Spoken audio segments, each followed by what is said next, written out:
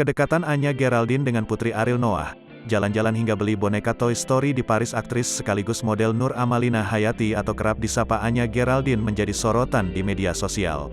Wanita kelahiran Jakarta itu bagikan momen keakraban dengan Putri Ariel Noah, Alea Anata Irham. Kedekatan keduanya terjalin selama Anya Geraldine dan Alea Anata Irham berada di Paris, Prancis dalam rangka menghadiri acara Paris Fashion Week 2022 mewakili brand fashion 3 Second. Hal itu diketahui Tribun News dari unggahan YouTube channel Star Pro Indonesia, Senin, tanggal 7 Maret tahun 2022. Selama di Paris, Anya tampak membagikan kebersamaannya dengan Ariel Noah dan Alea.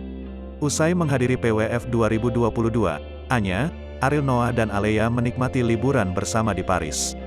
Berikut potret kebahagiaan Ariel Noah, Anya Geraldine dan Alea Anata Irham.